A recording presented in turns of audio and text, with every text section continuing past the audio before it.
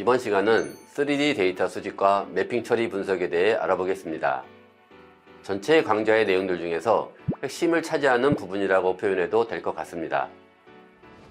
오늘과 같이 기술이 발달한 세상에서 정확하고 상세한 공간 정보에 대한 사용자 요구는 점점 증가하고 있습니다. 도시계획, 환경 모니터링, 가상현실 응용 프로그램 또는 자율자동차 운행 시스템 등에 관계없이 그 외의 다양한 산업에서 3D 공간 데이터를 수집하고 매핑하는 기술이 점점 중요한 비중을 차지하고 있습니다.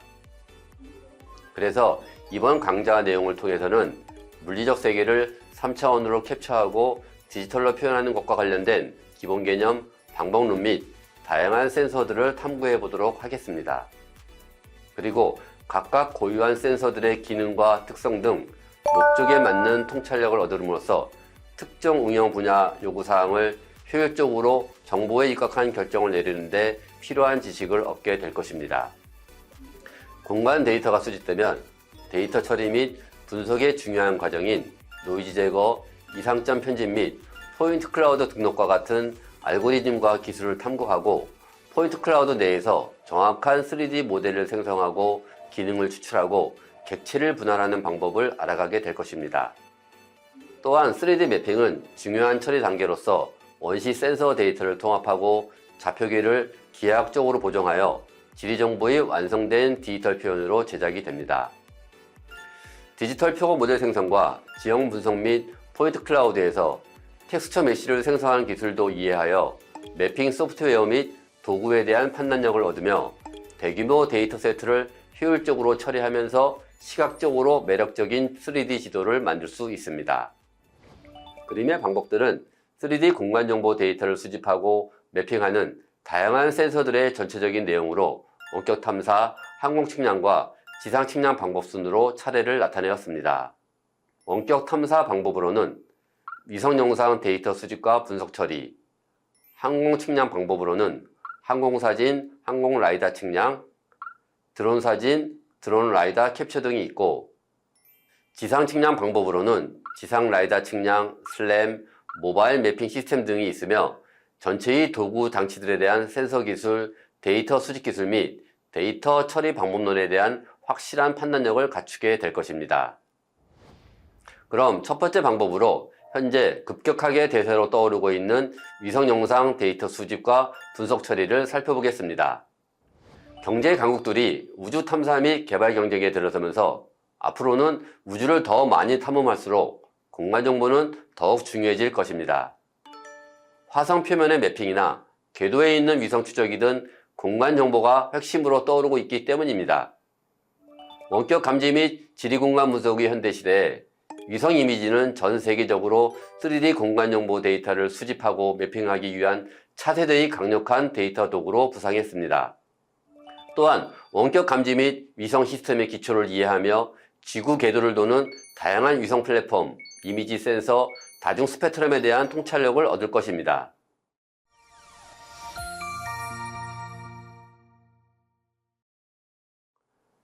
위성 시스템의 기초 및 센서 구성으로 시작을 해보겠습니다.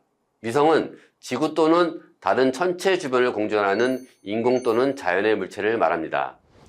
인공위성은 1957년 소비에트 연방이 스푸트니크 1호를 발사함으로써 시작되었으며 달 탐사와 같은 대규모 우주 프로젝트는 냉전 시대의 정치와 기술 경쟁을 상징하였으며 이는 미국의 아폴로 프로젝트와 같은 업적으로 이어졌습니다. 또한 수십 년 동안 각 나라는 다양한 목적과 기능을 가진 위성을 개발하고 이후로 통신, 날씨 예보, 지구 관측, 군사, 과학 연구 등 다양한 목적으로 사용되고 있습니다. 이러한 위성 기술의 발전은 글로벌 통신 네트워크의 구축, 정확한 기상 예보, 환경 모니터링, 위성 항법 시스템의 도입 등 여러 분야에서의 큰 변화를 불러왔으며 21세기에는 상업 위성 및 민간 우주 산업의 급격한 성장으로 이어지고 있습니다.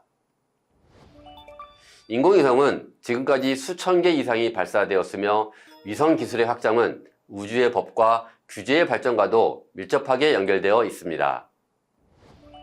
인공위성의 증가와 그로 인한 우주 쓰레기 문제는 새로운 규제와 협약이 필요하도록 만들어졌으며 이는 국제적인 협력과 논의를 촉발시켰습니다.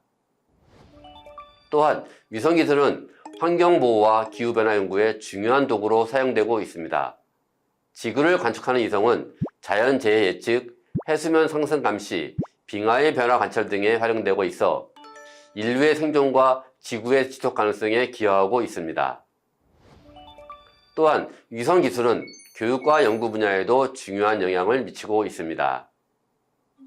위성을 통해 얻은 데이터는 다양한 과학 분야에서 연구의 품질과 정확도를 높이는 데 활용되고 있으며 이로 인해 우리의 우주와 지구에 대한 이해가 깊어지고 있습니다.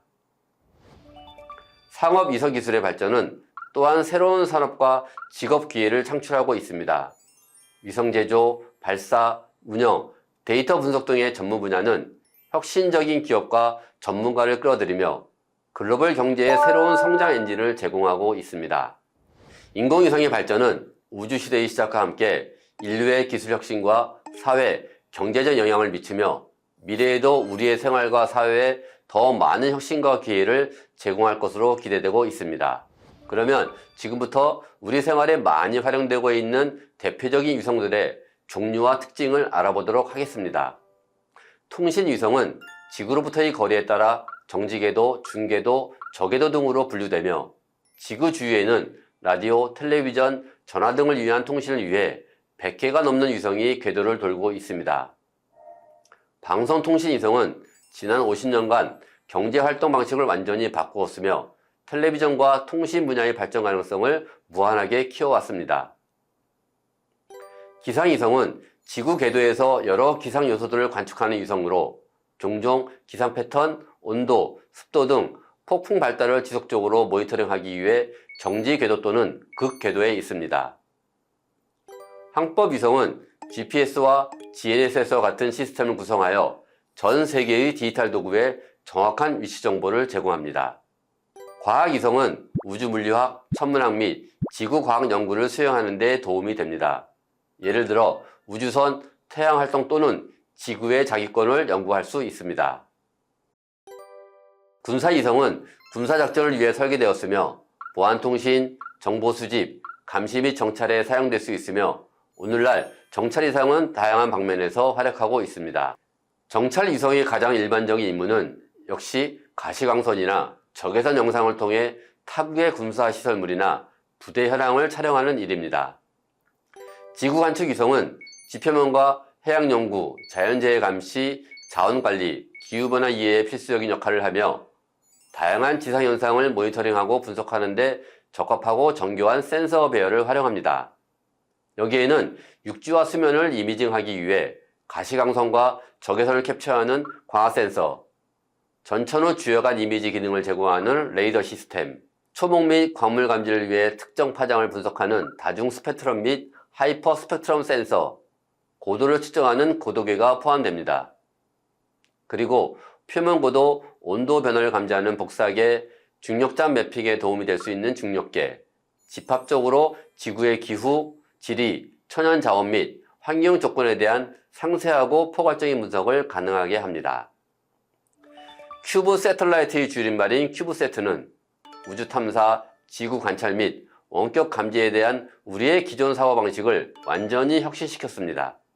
큐브세트는 일반적으로 약 10cm, 10cm, 10cm 크기의 입방체 모양으로 제작된 소형 위성이며 각각 결합하여 2개 단위, 3개 단위 및 6개 단위의 큐브세트와 같은 더 큰 위성을 만들 수 있습니다. 3차원 공간정보 수집을 위해 특별히 설계된 큐브세트의 경우 일반적으로 라이다 센서, 스테레오 이미징 카메라 또는 SAR와 같은 지구 관측 기술을 갖추고 있습니다. 기술이 발전함에 따라 더욱 강력한 센서와 기기가 소형화되고 큐브세트에 로드되어 기능과 잠재적 응용 분야가 향상될 것으로 기대할 수 있습니다. 큐브세트는 대학, 소기업, 심지어 개인 연구들도 다양한 임무를 위해 이러한 플랫폼을 사용하며 과학 연구 및 상업적 운용에서 교육적 용도 및 차세대 우주 탐험가에게 영감을 주는 것에 이르기까지 그 잠재력은 엄청날 것입니다. 지금까지 우리와 밀접한 위성의 종류들을 살펴보았고 이어서 종류별로 궤도의 고도 분포에 대하여 알아보겠습니다. 모든 위성들은 기능과 임무 요구사항에 따라 다양한 고도와 경사로 지구 궤도를 돌고 있습니다. 다음은 몇 가지 일반적인 궤도 범위와 이를 사용하는 위성에 대한 개요입니다. 저 궤도는 200에서 2000km이며 이 범위의 위성에는 지구 관측위성, 과학위성 및 국제우주정거장이 포함됩니다. 지구를 한 바퀴 돌게 되는 궤도 주기는 일반적으로 90분에서 120분이며 광대역 인터넷 서비스와 같은 많은 상용 위성군이 이 범위에 있습니다. 또한 이 지역에는 상당한 양의 우주 쓰레기가 방황하고 있습니다. 중간 지구 궤도는 2000에서 35,000km 정도의 고도이며 이 범위는 주로 GPS, 글로나스, 갈릴레오 및 베이더와 같은 항법 위성에 사용됩니다. 이 범위의 궤도 주기는 일반적으로 12시간이며 통신 위성도 여기에서 찾을 수 있습니다. 정지 궤도는 35,000km 정도 고도이며 이 궤도를 통해 위성은 지구 표면에 대해 고정된 위치를 유지할 수 있으므로 날씨 모니터링, 텔레비전 방송 및 기타 통신 기능에 유용합니다. 정지 궤도 위성은 지구의 자전거와 일치하는 24시간의 궤도 주기를 갖고 있습니다. 태양 동기 궤도는 일반적으로 약 600에서 800km 정도 고도이며 이러한 유형의 궤도는 위성이 매일 같은 지역 태양시에 지구 표면의 같은 부분을 통과하도록 합니다. 조명 조건이 일정하기 때문에 지구 관측 및 환경 모니터링에 이상적입니다. 공간 해상도에 따른 센서의 분류를 하게 되면 극저해상도, 저해상도, 중해상도, 고해상도, 초고해상도 등이 있으며 공간 정보에서는 고해상도 및 초고해상도의 위성 센서 등을 사용하면 되겠습니다. 지금까지 위성 시스템의 종류와 작동 원리 및 다양한 센서들에 대하여 알아보았습니다. 다음은 세계 각국들의 위성들에 대하여 알아보도록 하겠습니다. 미국, 러시아, 중국, 유럽 우주국 회원국을 포함한 세계 최고의 위성 강국들은 그들의 기술력, 전략적 목표 및 국제 관계를 반영하는 복잡하고 다면적인 시스템을 개발했습니다. 이러한 시스템을 조사하면 상호 연결된 세계를 가능하게 하는 기술적 경이로뿐만 아니라 최종 개척지를 형성하는 권력, 협력, 경쟁 및 규제의 섬세한 균형도 드러납니다. 이 탐구에서 우리는 세계 강대국의 위성 시스템을 정의하는 기술, 정책, 전략 및 윤리를 탐구하여 현대 우주 시대를 조명하는 통찰력을 발견할 것입니다. 미국은 우주 경쟁 이후 위성 기술의 최전선에 있습니다. 스페이스X, 보잉 및 블루 오리진과 같은 주요 기업이 본거지인 미국은 위성통신, 내비게이션 및 지구 관측 시스템의 발전을 계속 개발해 나가고 있습니다. 미 국방부에서 관리하는 GPS 네트워크는 여전히 글로벌 내비게이션의 초석이라고 하겠습니다.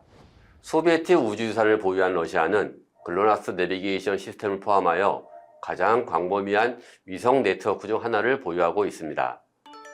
군사 및 민간 위성 기술에 대한 지속적인 투자는 국가 안보와 기술 독립성을 강조합니다. 중국의 급속한 우주기술 확장은 야심찬 위성 프로그램에 반영되어 있습니다. 기술력을 주장하기 위한 중국의 광범위한 전략의 일부인 베이도 항법 위성 시스템은 미국과 러시아 항법 시스템에 대한 대안을 제공하고 있습니다. 유럽 우주국가 유럽기상위성개발기구는 EU의 협력적 접근 방식을 보여줍니다. 갈릴레오 내비게이션 시스템과 코페르니쿠스 지구관측 프로그램은 과학적 혁신, 상업적 기회 및 국제협력에 대한 유럽의 약속을 보여주고 있습니다. 인도 ISRO는 위성기술에서 상당한 발전을 이루었습니다. 2023년 8월 달 탐사 착륙 성공 같은 임무를 통해 인도는 우주 탐사의 핵심 플레이어가 되었습니다. 원엠 및 블루 오리진과 같은 민간 기업과 함께 일본, 브라질 및 캐나다와 같은 국가는 글로벌 위성 환경에 기여하고 있습니다. 이러한 노력은 새로운 플레이어가 상당한 영향을 미칠 수 있는 우주기술의 대중화를 반영하고 있습니다. 이 강좌에서는 미국의 공간정보 활용 위성 시스템에 대하여 자세히 알아보도록 하겠습니다. 미국 항공우주국은 보통 나사라고 호칭하는데 미국의 국가기관으로서 우주계획 및 장기적인 일반 항공연구 등을 실행하고 있습니다. 1957년 10월 소비에트 연방의 세계 최초의 인공위성 스푸트니크 1호의 발사 성공에 충격을 받은 미국은 1958년 7월 나사를 발족시켰습니다. 미국 지질조사국은 보통 USGS로 줄여서 호칭하고 미국 내부부 산하의 연구기관으로서 1979년 3월 의회 차원에서 설립되었으며 미국 영토 내의 지형이나 천연자원, 자연재해 등을 주로 측정하며 또한 지형도와 지질도를 제작하기도 합니다. 연구 분야로는 생물학, 지질학, 지리학, 수문학 쪽입니다. 랜드셋 위성은 미국의 지구자원 탐사 위성으로 1972년 7월 최초로 발사하였고 그 이후로 2021년 랜드셋 9호를 발사하였고 나사와 USGS 랜드셋 협력 프로그램은 현존하는 지구 육지에 대한 가장 긴 연속 우주 기반 기록을 제공하고 있습니다. 위성 강국인 미국은 다양한 제품과 서비스를 제공하는 여러 상업용 고해상도 위성 이미지 제공업체들이 많이 있습니다. 이러한 위성 영상 위로 서비스는 일반적으로 무료 소스에 비해 더 높은 공간 해상도와 더 다양한 부가가치 서비스를 제공하고 있습니다. 맥사 구 디지털 글로브 회사는 월드뷰 3 및 월드뷰 4와 같은 위성을 발사하여 최대 30cm의 고해상도 위성 이미지를 제공하는 업체 중 하나입니다. 글로벌 119 데이터의 선두 제공업체인 플라넷은 지리를 반영하는 정확한 매핑을 위한 GIS 데이터 및 이미지를 제공합니다. 플라넷은 상업적으로 이용 가능한 최고 주파수의 위성 데이터로 지구 관측 산업의 혁명을 일으켰으며 역사상 최대 규모인 200개가 넘는 지구 영상 위성으로 구성된 한 대는 매일 지구 전체 육지를 영상으로 촬영하고 있습니다. 플라닛은 도브라고 하는 작은 위성의 대규모 위성을 운영하여 최대 3에서 5m 정도의 해상도로 글로벌 규모의 일일 이미지를 제공하고 또한 50cm의 해상도로 스카이셋 위성 이미지를 제공하고 있습니다. 에어버스 디펜스 앤 스페이스는 에어버스 그룹의 한 부문으로 군사 및 우주 분야에서 다양한 제품과 서비스를 제공하는 회사이며 이 부문은 군사 플랫폼, 위성 및 우주 장비, 정보 및 통신 시스템 등을 개발하고 생산합니다.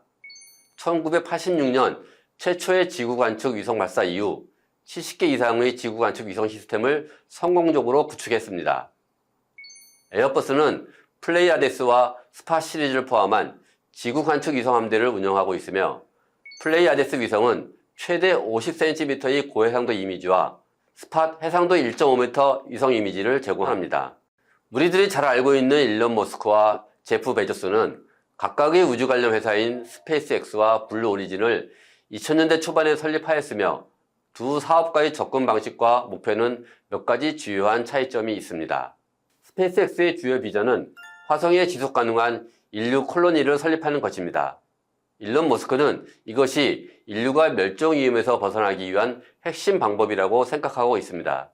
제프 베조스는 지구 근처의 우주를 개발하고 인류가 우주에서 작업하고 살 수 있게 하여 지구를 보존하는 것을 꿈꿉니다. 그는 지구를 큰 국립공원으로 생각하며 중요한 산업활동을 우주로 옮겨서 지구를 보호하고자 합니다. 두 기업 모두 우주 개발의 다른 측면에 초점을 맞추고 있어서 그들의 전략과 접근 방식은 서로 다른 방향으로 실현될 거라고 봅니다. 스페이스X는 인간을 화성 및 태양계의 다른 목적지로 운송할 수 있는 가장 강력한 차세대로 완전히 재사용 가능한 발사체를 개발하고 있습니다. 아침에 일어나서 미래가 위대할 것이라고 생각하고 싶을 것입니다.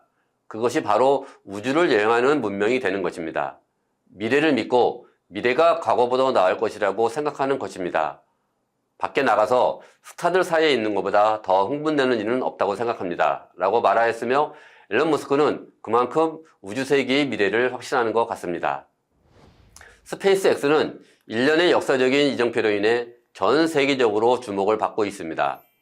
지구 저궤도에서 우주선을 반환할 수 있는 유일한 민간 회사이며 2012년에 드래곤 우주선은 국제우주정거장에서 화물을 운송하는 최초의 상업용 우주선이 되었습니다. 그리고 2020년에 스페이스X는 민간인을 우주공간으로 데려가는 최초의 기업이 되었으며 탑승 비용은 700억 정도 된다고 했다는데 그만큼 우주에서 얻어오는 엄청난 잠재력 시장을 예측한 것 같습니다.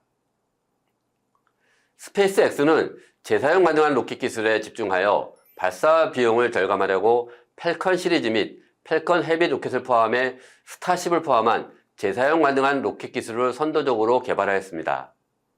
재사용 기술은 발사 비용을 크게 절감하는 데 중요한 역할을 하게 되며 경쟁 기술력을 갖추게 됩니다.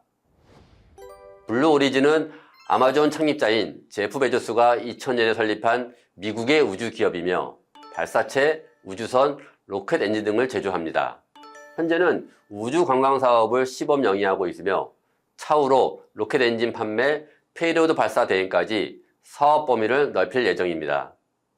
이러한 상용 공급자는 고급 처리, 분석 및 시각화 도구를 포함하는 다양한 이미지 제품, 서비스 및 API를 제공합니다. 그러나 상업용 공급자의 고해상도 이미지를 사용하는 것은 비용이 많이 들 수 있으며 관심 영역, 이미지 해상도, 라이선스 조건 및 추가 서비스와 같은 요인에 따라 가격이 달라지고 있습니다.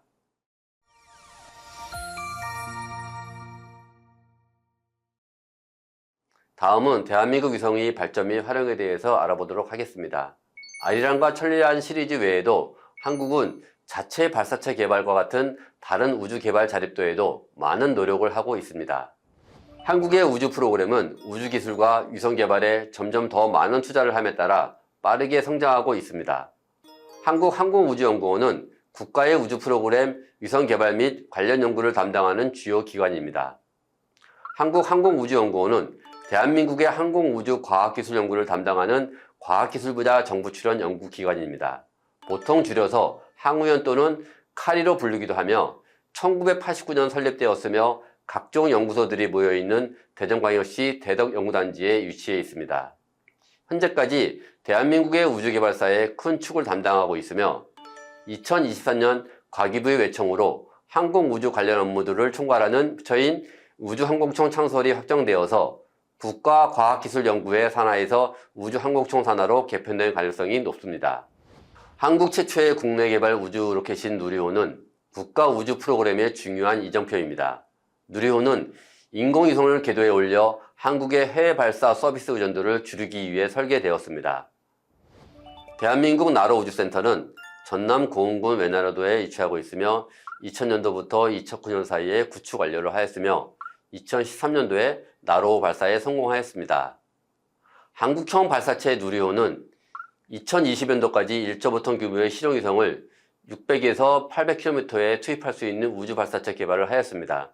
2022년도에 2차 비행시험 성공을 하였으며 2023년도 5월에 3차 누리호 발사 성공을 하였습니다. 한국은 아리랑 위성과 천리안 위성 시리즈를 포함하여 다양한 목적을 위한 일련의 위성을 개발했습니다.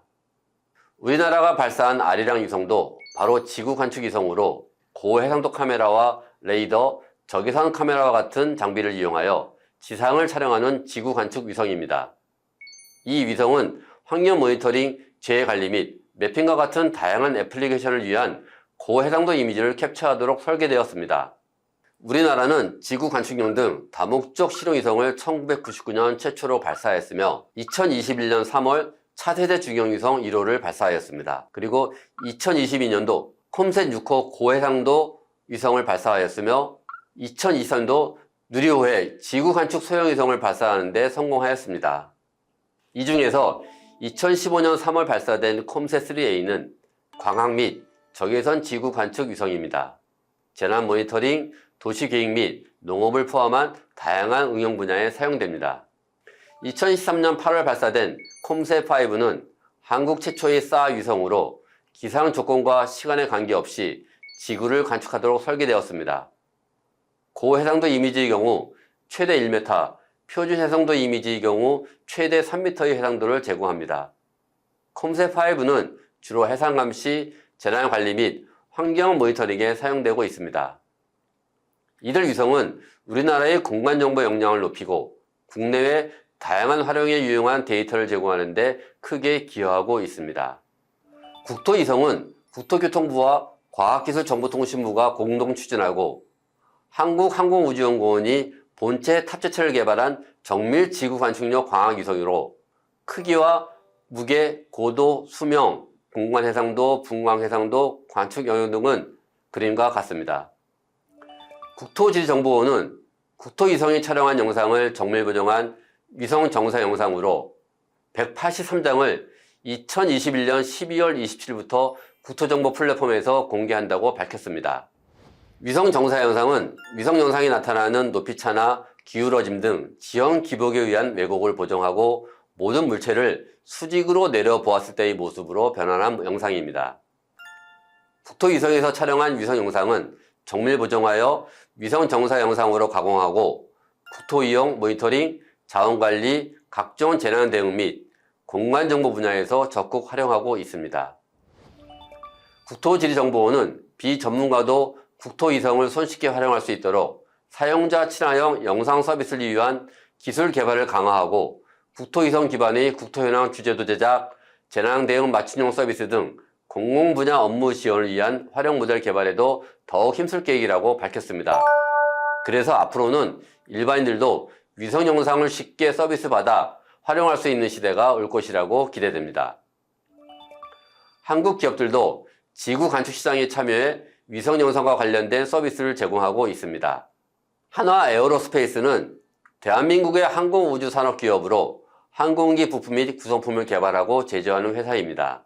한화그룹의 우주항공 및 방산 사업을 아우르는 계열사로 이번 누리호 3차 발사 과정에서 총괄 역할을 맡았으며 누리호 3차 발사에 이어 2025년에서 2027년에 이어질 4차에서 6차 발사에서도 체계 종합기업으로서 발사 과정을 총괄할 예정입니다. 한화 에어로스페이스 측은 발사체 사업을 넘어 2032년 달 착륙, 2045년 화성 착륙이라는 정부의 우주경제 로드맵에 따라 우수 인재들을 확보해 민간 협력의 한 축을 적극적으로 담당하겠다고 밝혀 민간 주도의 발사체 선도 업체로 도약하였습니다. 한국항공우주산업은 대한민국의 T-50 고등훈련기와 한국형 기동헬기 수리온을 개발한 민간 방산업체이며 2017년 기준으로 대한민국 최대 방산업체로 줄여서 카이 또는 한국항공이라고도 부릅니다. 차세대 중형위성 1단계 사업은 항공우주연구원과 카이 간 공동 설계팀을 운영하여 1호를 개발하였고 정부의 위성개발 기술을 민간 기업으로 이전하고 카이 주도로 2호를 개발하여 민간업체 주도 개발 양산체제를 구축하는 사업을 수행하고 있습니다. SIIS는 위성영상 전문업체이며 모회사인 세트랙아이는 2000년 카이스트 인공위성 연구센터 우리별 개발연구팀을 중심으로 설립한 우주산업 관련 벤처 기업입니다. 아리랑 3AO 위성영상의 상용 판매는 SIIS가 주로 담당하며 국내 및 전 세계에 판매하고 있습니다. 이번 발사체에 성공한 누리호에는 이번에 주 탑재 위성으로 한국과학기술원 인공위성연구소가 개발한 차세대 소형위성 2호와 부탑재 위성인 한국천문연구원의 도요사 4기, 민간기업 루미르, 저스텍, 카이로스페이스의 큐브 위성 등 총 8기가 실려 우주궤도로 배치되었습니다. 앞으로 대한민국은 다누리의 달 착륙 개발 등에 더 박차를 가할 것이며 위성 강국의 대열에 나설 것입니다. 지금까지 공간정보 수집 위성의 기초 및 특징을 살펴보았고 다음 시간은 수집된 위성 영상의 분석과 매핑 처리 과정에 대해 알아보겠습니다.